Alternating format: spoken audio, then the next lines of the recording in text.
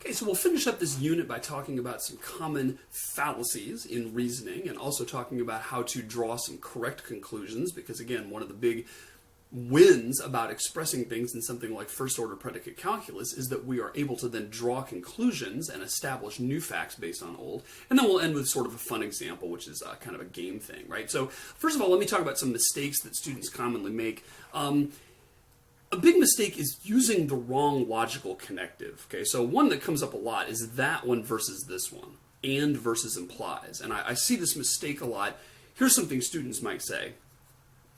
They might be trying to say something. See if you can pick out the problem here. They're trying to say all cows are mammals.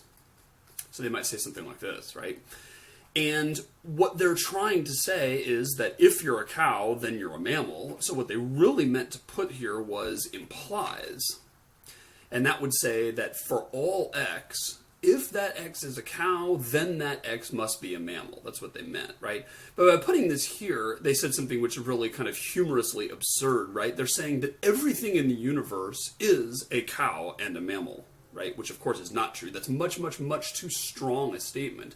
What you're trying to say is if they're a cow, then they're a mammal, okay?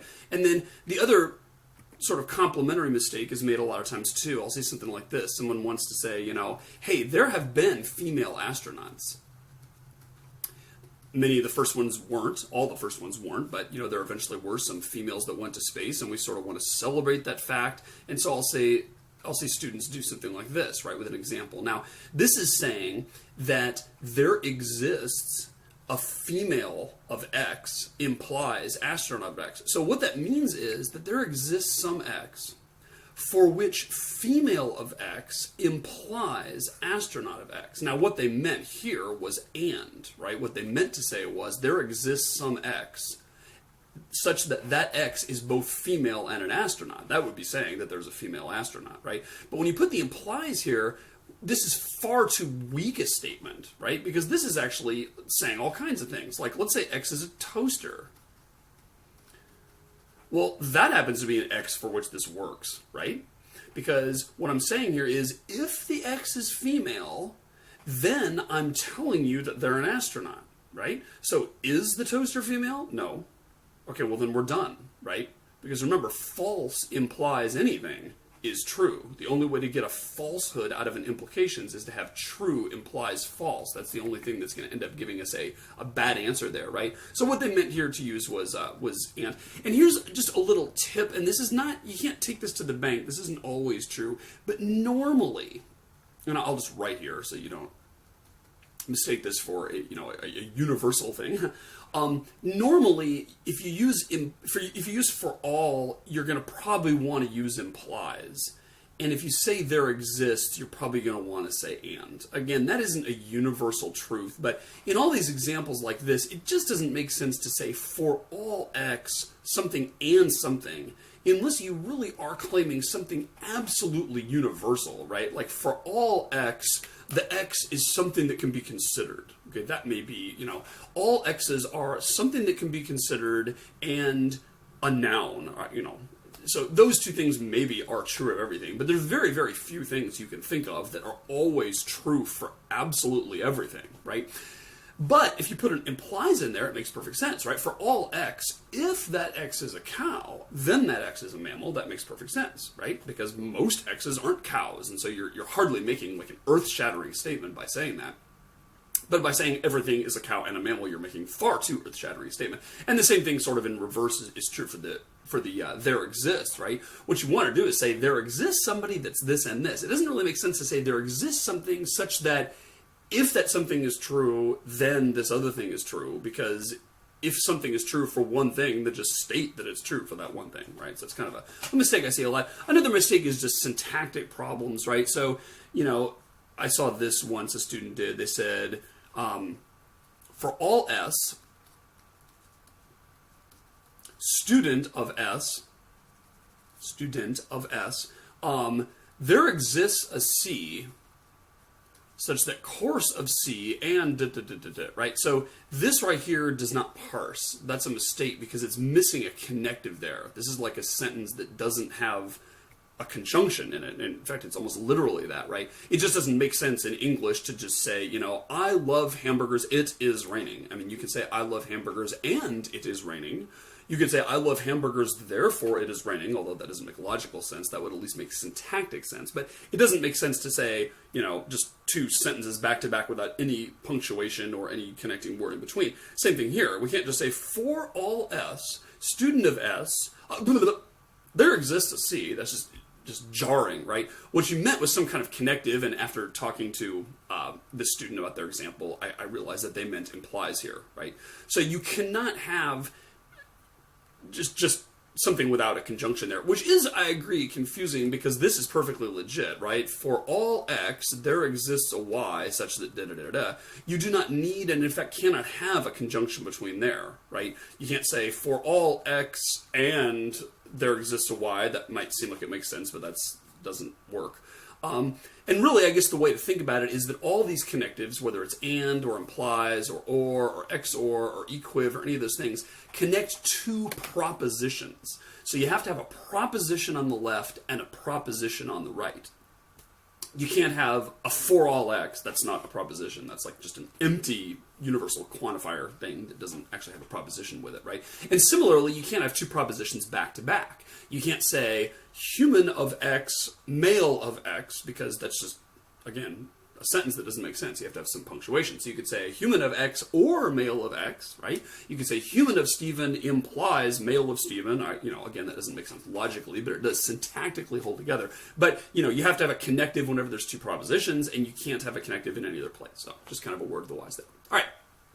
So let's talk about drawing conclusions, right? And also I'll hint at some fallacies, because one of the things you want to be able to do, of course, is have old knowledge and derive new things from it. But you want that process to be robust, right? You want it to be robust in two ways. First of all, you don't want to draw any false conclusions. That would certainly lead you into non-truth, right? So you got to make sure that every conclusion you draw actually is justified based on your premises. And then the second thing is you want to make sure that you do, in fact, draw every conclusion that is possible to draw. You don't want to miss anything, right? And both those mistakes are sort of prone to happen. So here's the first example we looked at. Remember we said that if I know that X or Y, and I know that not X, then I know, and I'm drawing sort of this horizontal line here that I'll talk about in a second, then I know why. So a lot of times logicians will write this, and up above the line they will put their premises, and below the line they'll put their conclusion. And you may remember these terms, premises and conclusion. That's exactly what we talked about with the implies operator. And in fact, you can write this a different way, right? You could also say X or Y, that's the first thing I have up here, and not X, that's the second thing there, all of that implies Y. So we're using this line here to mean implies. That's exactly what it does mean, and the conclusion there is Y, right? So if we want to write it all down in one line, we can do this. And this is saying that X or Y being true and not X being true, meaning X being false, all that would imply that Y is true, right? So that's just kind of to understand the syntax here. Okay. So this right here is a legit conclusion to draw. If I know that one or the other or both is true, and then later on I learn that one of them isn't, then I can conclude that the other one is true, right? So an example of that, let's say you go over to your friend's house or your friend's apartment. Let's say Fred and Horace are two of your friends, right? And you hang out with them and you take discrete math class together with them or whatever. And you go to their house and you're kind of hanging around in the kitchen snooping or whatever, just kind of waiting for them to get done with their TV show or whatever. And you happen to open up the trash can and look in, and you see tons of sardine cans, empty sardine cans in there, right? And you're like, well, boy, somebody likes sardines here, right? So what you've really concluded at that point is that either Fred or Horace or both like sardines, right? Because otherwise there wouldn't be all these sardine cans in their trash can. Obviously someone has been eating a lot of sardines, and in fact the kitchen's starting to smell, and you see that and you're kind of reinforcing it with other senses and stuff like that, right? Okay. So at that point, what you know is essentially X or Y. Let's let X be the proposition that Fred likes sardines, and let's let Horace be the proposition that, Y be the proposition that Horace likes sardines, right? And there's other possibilities, of course, maybe one of their friends came over and ate 17 cans worth of sardines. I mean, but let's say what you really believe at that point and what you really think you can trust is the fact that either X or Y is true. Either Fred or Horace like sardines, right? Okay.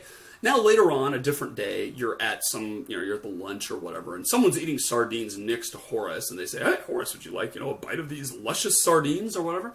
And you see Horace turn his nose up. He's like, "Ew, boy, I never eat those things," right? So at that point, what you've learned is not why, right? You have learned Horace liking sardines is not true, and therefore, based on this logic, and it's legit, it's sound, you can conclude that Fred does like sardines, right? If Horace doesn't like them, then Fred must, because otherwise there wouldn't be all those sardine cans in the thing. Okay, so that's a legit conclusion. Now, one mistake people make, though, is a very common fallacy, is people will say, let's say you go to lunch, and we'll make the situation a little bit different. We'll say you go to lunch and someone says, "Hey, would you like sardines, Horace?" And Horace says, "Sure, I love sardines." And Horace digs right in, right, and takes the offered sardine and just, smacks his lips, and you can tell that he really loves those, right? A very common fallacy is to then conclude that Fred doesn't like sardines, right? You say, "Well, I knew that either Fred or Horace liked them, and now I found out Horace was the one. Therefore, Fred must not like sardines," right? But that's totally a fallacy, because Fred might like them too. Right? So just because you learn that Horace doesn't like, just because you learn Horace likes sardines does not mean that Fred doesn't like them, right? So in symbols, what we've done here is we've said, if you know that X or Y is true, and then you learn that Y is not true, you can safely conclude that X is true. That's all cool. But if you know that X or Y is true, and then you learn that Y is true, that absolutely does not let you conclude not X. That is bogus, right? That is bogus reasoning, and, the human mind, including mine, I'm sure, is full of just drawing wrong conclusions for things because we just aren't careful and don't think it out and aren't, careful in our reasoning and stuff, which is actually kind of scary. Because if you think of all the things that you know or think you know right now, very few of them you learned directly, right? Very few of those facts you actually independently and, verifiably confirmed that fact yourself. Most things you know come from various strings of logic, I think, of various things that you've concluded. And if there's anything unsound in that reasoning process, then goodness knows what you know right now or think you know that's actually false, right? And then the probably less serious, but also, worrisome thing is that there might be some things you ought to know that you didn't conclude because you didn't realize that they were a logical conclusion of what you have, right? So let me give you another example. I'm going to switch up the example a little bit, see if you can figure out what's going on here, right? Let's say you go to New York City one day, and it's autumn, and you're, kind of going around. It's late October, it's, Halloween or whatever, and you're walking down the streets in New York City, and all over the place you see all this trash, and this trash is all baseball-related trash. Okay, and you see, that there's various, baseball posters and baseballs and, hats that people have discarded and lots of different, flyers, advertising baseball and all this kind of stuff. And you can tell that the city's really abuzz with baseball stuff right now, right? And so what you conclude at that point, and obviously there's other possibilities here, but let's just, work with this example. You conclude at that moment that either the Mets or the Yankees must have won the World Series, right? Because the city of New York is just awash in baseball stuff, which is evidence that, baseball things have happened and people are excited about it. So you conclude that the Mets or the Yankees, which are the two New York teams, have won the World Series. Okay. Now, let's say you go home on the subway, right? And you go home and you overhear a couple people talking on the subway, and they're talking about the great Yankees victory in the World Series this year. Okay? Talking about the great Yankees victory. At that point, the question is, what can you conclude? Can you conclude that the Mets didn't win the World Series? Now, at first blush, you might say, well, gosh, I learned my lesson from this Fred and Horace example that Stephen just gave me, and, I'm going to get the right answer here, right? I know that I cannot safely conclude that, right? Because just because Horace liked sardines doesn't prove that Fred doesn't, right? So I learned my lesson from that example. I am not going to fallaciously draw the conclusion that the Mets did not win the World Series. In actual fact, you can, though, right? So when you chase that down and say, okay, wait a minute, why are the two examples different, right? Because we know that these laws of reasoning have nothing to do with anything in the real world. It's not like you need to know anything about baseball in order to conclude that X or Y and then not Y, those things together let you conclude X. X, right? I mean, those are like just basic foundational, just logical truths of the universe. That has nothing to do with baseball teams. That has nothing to do with sardines or Fred or Horace or what happened at the lunchroom or anything like that, right? So those two examples seem like they're identical formally. They just have different matter, right? It seems like I have the same sort of assertions and the same sort of truths that I'm basing stuff on and the same sort of conclusion that I'm tempted to draw, and I'm trying to decide whether or not it's legit to do that. It's just that the propositions are about different things, and that shouldn't matter, right? But here's the thing. I think what you'll realize is, let's take the Mets and Yankees example, right? Here's what's not true. It's not true that you started off knowing X or Y because you traveled the streets of New York and saw all the baseball stuff, so you figured either the Mets or the Yankees won. And then you found out that X won, and then you were tempted to conclude not Y, because of course that would be a wrong conclusion to draw. But the question is, why is it okay to conclude that the Mets didn't win? What makes that example different? And if you think about it, you'll realize the answer. The answer is that you also know another thing. When you walked the streets of New York, you learned X or Y is true because you learned either the Yankees or the Mets won the World Series. And you also overheard in the subway that the Yankees won. But there's another fact you started with. And the other fact you started with was this. Not X and Y. And the reason you know that is because you know only one team can win the World Series in a given year. Now, maybe you didn't know that if you weren't a baseball fan, but you probably did because you know about, championship sports, and there's always, a Super Bowl or a Stanley Cup or NBA championship or whatever. I mean, it's just, it's a common thing. And only one team is going to win and emerge the winner, right? So what you actually went in legitimately knowing in this case is not only X or Y and not only X, but you also knew not X and Y. And that ends up letting you conclude that Y must be false. You can conclude the Mets didn't win because they both couldn't have won.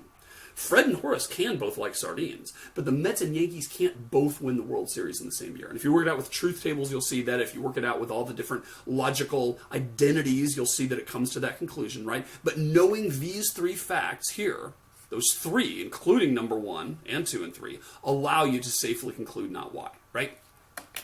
So it's an example where it's subtle what the logical things are, right? And kind of working out what the implications are formally actually might be the easier of the jobs. The harder thing is to figure out, now, what exactly do I know? Because you might sort of forgotten that fact that, only one team can win the World Series. I sort of started knowing that, whereas it's certainly not the case that only one person in a apartment can like sardines, right? Okay, so let's talk about some other reasoning rules here. There's that one where you can, basically figure out from an X or Y, that one of the two is true if you learn that one of them is false. One of the classical rules, and this is just the most important of all, probably, or, the most famous, maybe, this is this rule. If you know that X implies Y, and you know that X is true, then you also know that Y is true. In fact, that's what X implies Y means. And this is, the most famous of the rules. It goes by a name. It's called modus ponens, of all things, which is actually a Latin phrase meaning duh. Okay, that's essentially what modus ponens means. And when you look at a knowledge base, most of the stuff it's concluding is of this form here, where it's basically firing modus ponens. That's what people in the biz say. They say, fire modus ponens, which means, hey, we know that this implies this, and we just learned that the premise is true, therefore, bang, conclusion must be true too, right? And the classic example of this, literally mean classic, right? This goes back to ancient Greek times, is Socrates, right? So he's not the first one to have come up with this, but there's this famous example where we say, Socrates is a man, Socrates noted, and all men are mortal. And the conclusion you can draw from that is the earth-shattering fact that Socrates is mortal, right? Socrates isn't going to live forever. Like all flesh, he will fade away. And this is essentially exactly modus ponens, right? Socrates is a man is essentially that.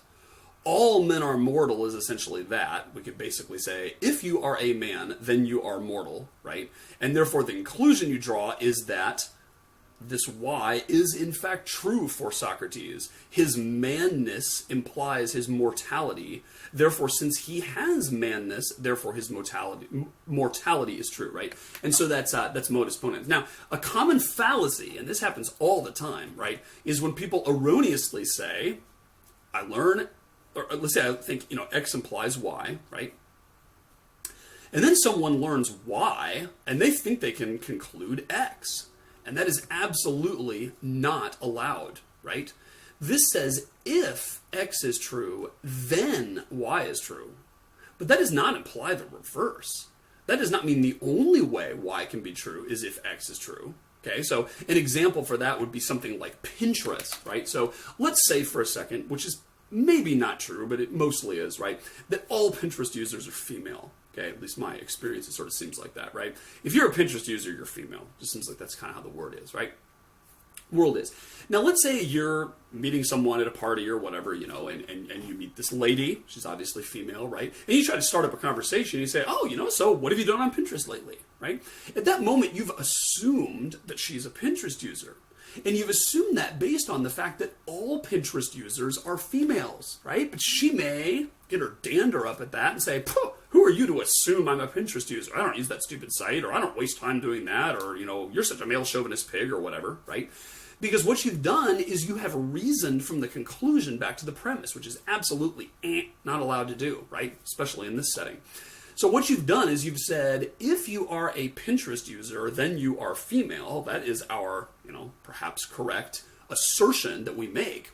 But then when you find out someone's female, you were trying to reason backwards and saying, they must be a Pinterest user. But that's certainly not the case. If you find out they're a Pinterest user, then they must be female, right? If their gender was in doubt, then revealing that they're a Pinterest user would, let the cat out of the bag, and you would know that they were female. But the reverse is certainly not possible to conclude, right? So it's very easy to make that mistake, because when you say X implies Y, you're basically saying, X and Y have something strong to do with each other, right? And X is kind of correlated with Y or whatever. And it's really easy to make that mistake of reasoning backwards, but that's absolutely going to give you the wrong answer, okay? Another one that is a good rule, that is, legit, is this one. Let's say you know that X implies Y, and then you learn not Y.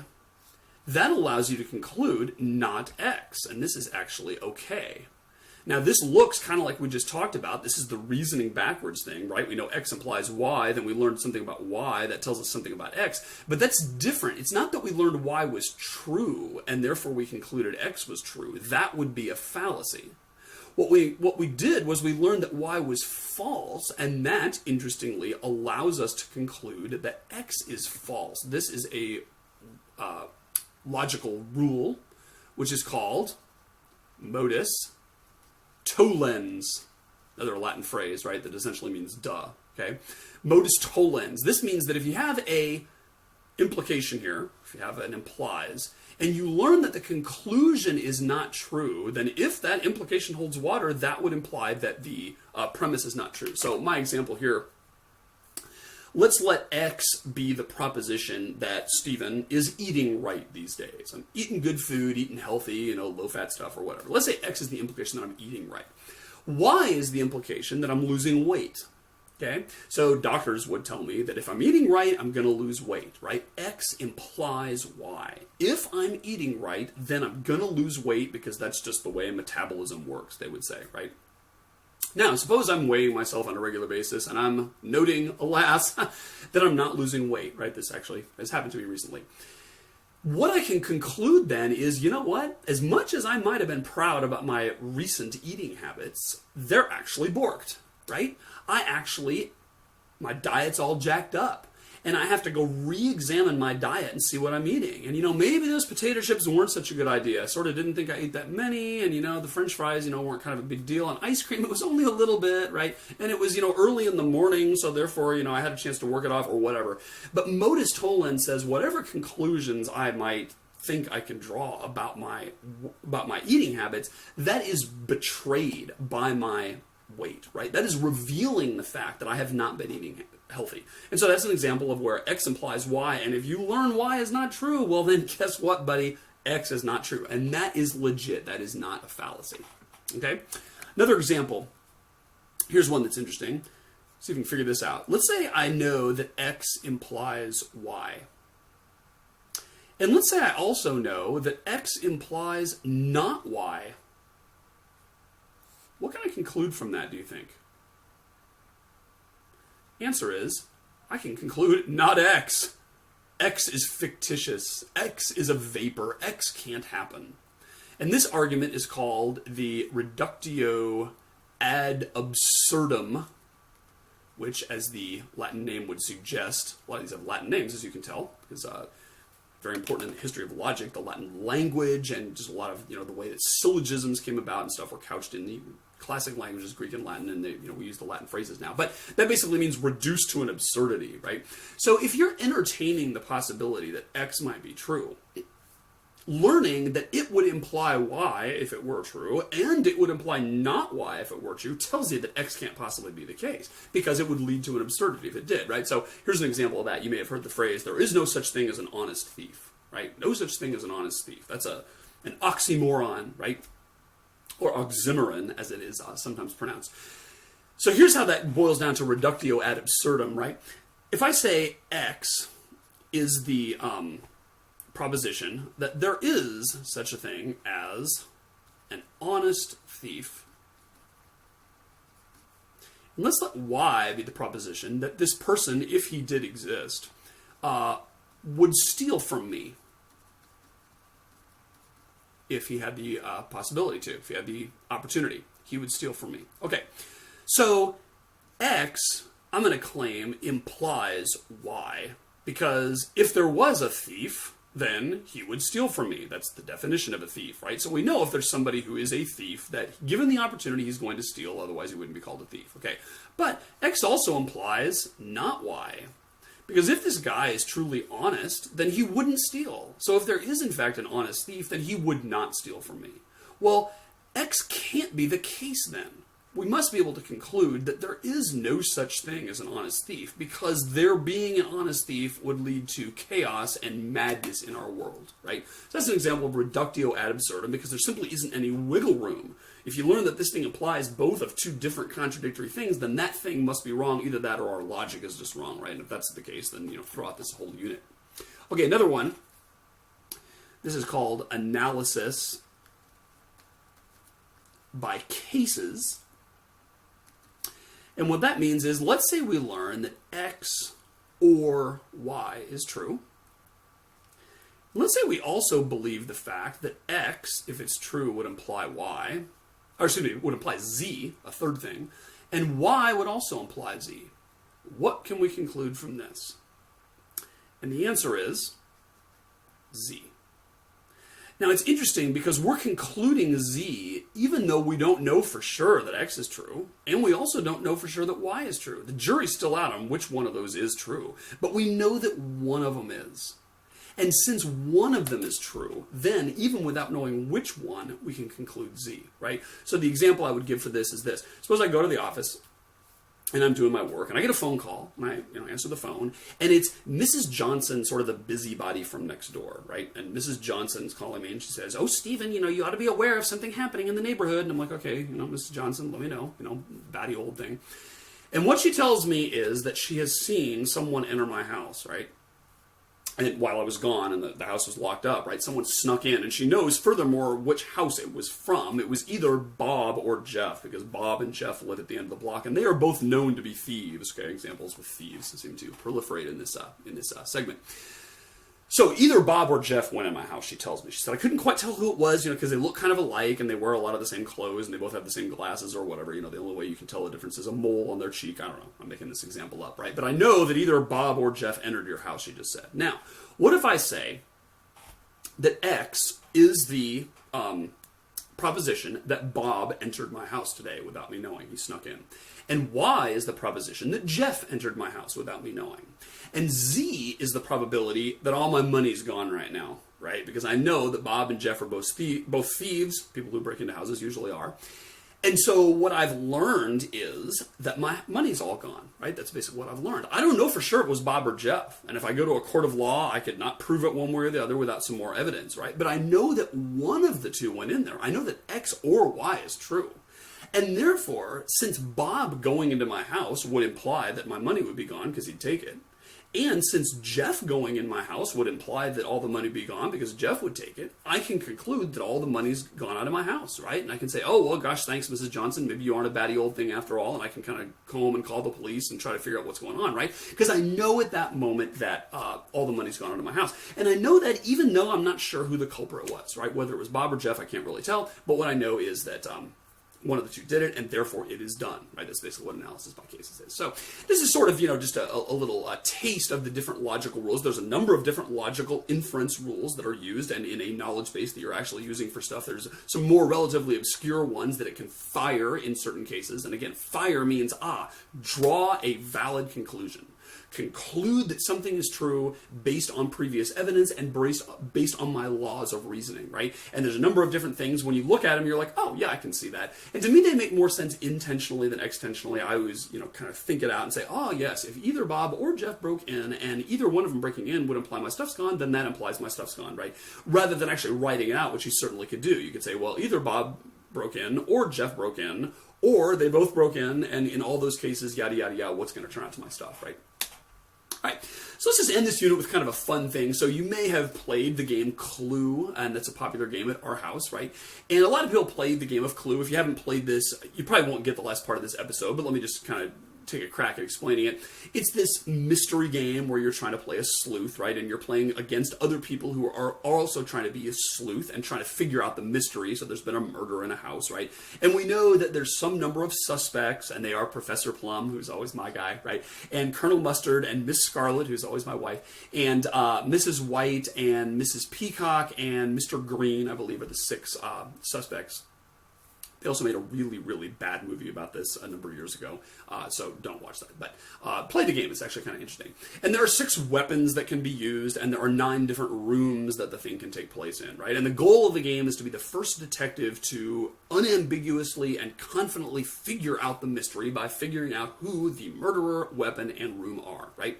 Now, the way you do this is there are cards, and there's basically one card with each murderer on it, and one card with each room on it, and one card with each weapon on it. And you start the game by dealing these cards out to each of the players, so each person has a hand of clue cards. But before you deal them out, you put one murderer and one thief and one room in a special envelope, and that is the answer, right? And no one knows what that is, and there's actually a way to put them in the envelope without you even knowing which one it is, simply by, drawing from the murderers and drawing one from the weapons and drawing one from the room stack before you divvy up the cards and shuffle them all together and deal them out, right? But once you do that, you've dealt everyone the cards. Now, the way it works is you go around and you're constantly suggesting that someone did it, right? And you say, I suggest that it was Miss Scarlet with the lead pipe, of all things, kind of bloody game, in the living room or whatever, right?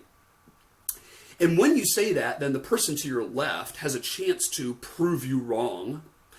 And what they will do is they will look in their hand and say, this person just claimed it was Miss Scarlet in the living room with a lead pipe. But let me see if I have any of those cards. And if I have any of those cards, then I'm going to secretly show that person one of them, right? So I'm going to show them the Miss Scarlet card, or maybe I showed them the lead pipe card. And if I have more than one of those cards in my hand, then I can, pick which one I want to show them, right?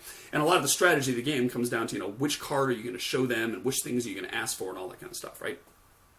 Okay, and once you learn, secretly that person has the lead pipe card, then you're like, I can mark off on my little detective sheet that, it's no longer the lead pipe, that's no longer in play, right? That must not be the card that is in the secret pack, because it must be some other weapon, because that person just showed me the lead pipe, right? And of course, you also start knowing that it's none of your cards that are in the pack, right? Okay, so the game goes like this. Now, most people who play Clue, that's actually all they do. They start off by just saying, any card that I am shown explicitly in response to one of my questions, I'm going to check that off my list and know that that's not one of the ones that's in the pack, right? And they're going to keep asking questions and keep asking questions until they've eliminated all but one suspect, all but one weapon, all but one room, and then voila, they know that's the answer, okay? Turns out you can be a lot better at Clue than this, and it turns out there's a lot of other things you can draw conclusions about other than the cards you explicitly see. And you can actually amaze your friends with your discrete math knowledge by beating them in Clue every time. You actually don't win every time if you're smarter about it, because there's a lot of luck in the game, and who gets what card, and who gets to a room to ask certain things, and it's not ironclad, but you can definitely push the odds way in your favor by making use of other information, right? So let me just for fun kind of show you how I beat my kids at this game, right? What I'm going to do here is I'm going to say that, we're going to start the game, and let's say I'm playing against Johnny and Lizzie and TJ. And they each get a set of cards, and I don't know what those cards are, right? So maybe I'll draw, a little stack of cards here, and I don't know what any Johnny's cards are. They're mystery. Let's say he was dealt 6 cards, and by the way, it's very good to know how many cards each person has exactly, because then you can often draw conclusions late in the game about, they must have such and such card, because I know they have 1 card left, and it's not one of the, the 3 remaining ones or whatever, right? So let's say TJ's dealt 6. Doesn't always come out even, but let's say it does. All right. Now, let's say the game goes along, and what I'm going to do, and this is what you just write down on a piece of paper, and different people have different schemes or whatever, right? But you sort of write down the cards that each person is known to have, and of course you know what your cards are too, but I'm going to, kind of start by saying, let's say I don't know anything. All I know is that there's a mystery pack somewhere, and it's got 3 cards, one of which is a weapon, one of which is a suspect, one of which is a room, and I want to figure out what those 3 are, right? So let's say I ask early on in the game, I say, Johnny, I'm going to suggest that it was Professor Plum with the candlestick in the dining room.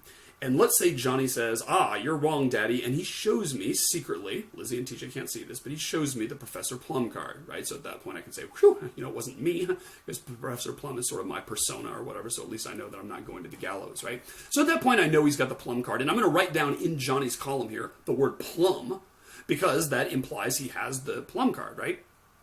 All right, then later on I ask Lizzie, I say, hey Lizzie, what if it was Miss Scarlet with the candlestick in the study? And let's say she shows me the study card, so now I know that Lizzie has the study. And then later on I ask TJ, hey TJ, let's say it was Miss Scarlet with the candlestick in the study, and let's say he shows me the Miss Scarlet card, and so I know that he has the Miss Scarlet card. So, the most basic thing I've learned so far is that whatever this suspect card is, it is not Miss Scarlet, and it is not Professor Plum.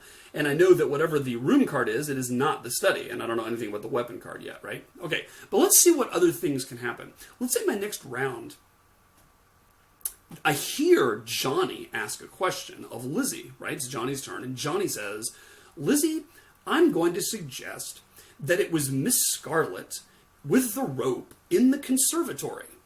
And she says, no, Johnny, I can prove you wrong. And she shows him a card. Okay, now this is the key part most people miss in the game who aren't good at Clue, right? Most people say, well, Lizzie showed Johnny a card, but shucksy darn, I don't get to see the card, right? I only see the back of it. It's obviously Johnny's own private information that Lizzie is showing him.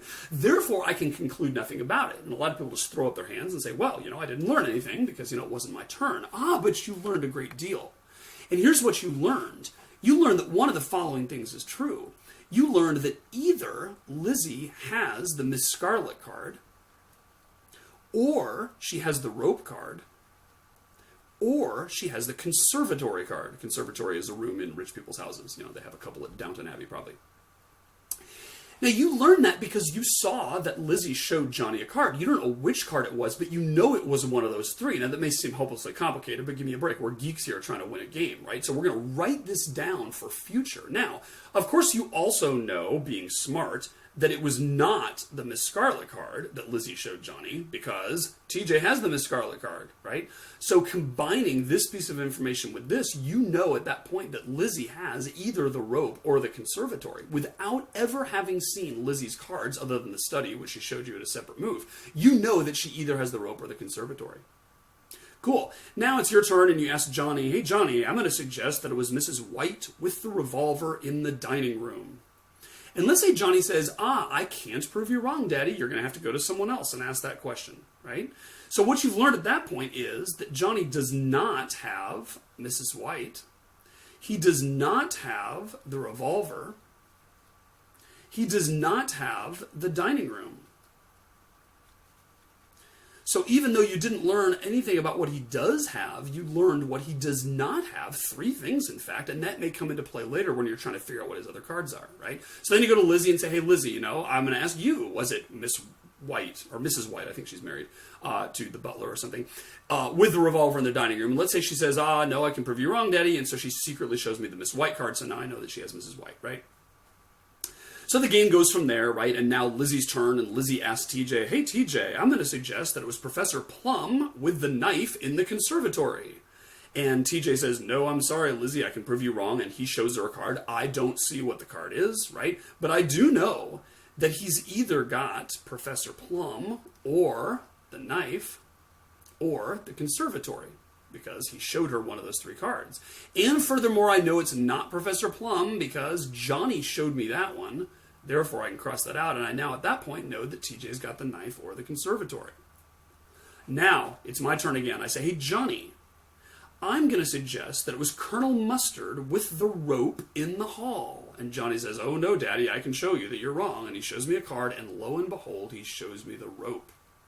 And this is the point where all the past knowledge I've been collecting comes to my help.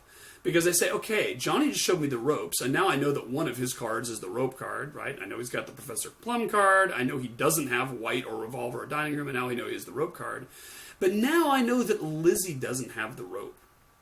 And that must mean she has the conservatory. So boom, I just learned that she has the conservatory card. Without ever being shown the conservatory card, I know she has it. Oh, and by the way, I also know that TJ has the knife card because she has the conservatory card, therefore TJ must not. And I know from a previous move that TJ must have plum or conservatory or knife, therefore boom, he must have knife card here, right? And when I know that he has the knife card, that may lead me to draw something else. That may lead me to draw another conclusion, and I may figure out the mystery like that. And, you can amaze your kids with this, because they're like, whoa, Daddy, how did you know that, right? You've never been shown the conservatory card. And you show them this, and they're like, there's more to this game than meets the eye. And so that's kind of a glimpse into the logic. By the way, being able to win at this game with your kids does imply that they never mess up, right? Because if you ask Johnny, hey, it's Colonel Mustard with the knife in the conservatory, and he says, sorry, I can't help you, Daddy, I don't have any of those cards. But he actually missed one when he went through because he misread the word conservatory as something else, right? Then you end up losing the game because at the end of the game, you confidently declare, aha, by brutal logic, I have learned that the answer must be Miss Scarlet with the candlestick in the dining room, and, someone says, oh, sorry, Daddy, I have the dining room. And then you're like, how could that be? And you trace your logic backwards, and you suspect, I can't prove, but I suspect that maybe someone didn't show me a card when they actually had one, right? It's not the kind of thing I would ever accuse a child of doing, but, sometimes you get competitive at these games and you really want to win, and you're looking for some excuse, right? Of course, the other possibility is that I used a logical fallacy to deduce something, or I miswrote down something on my answer sheet, or there are various other things that could turn out to be my fault, right? Anyway, this was a taste of logic, propositional logic, and predicate logic, which again is far from abstract and hypothetical. This stuff is absolutely used in real systems today, and it's kind of exciting because this is sort of the latest in the quest to represent a truly thinking machine, which I think you must agree is one of the highest ambitions of computer science as a field. Can we actually create a thinking machine like C3PO or like Data or whatever that would imitate the human mind, one of the most amazing creations that we have ever seen. Thanks for tuning in. I will catch you next time on All the Math.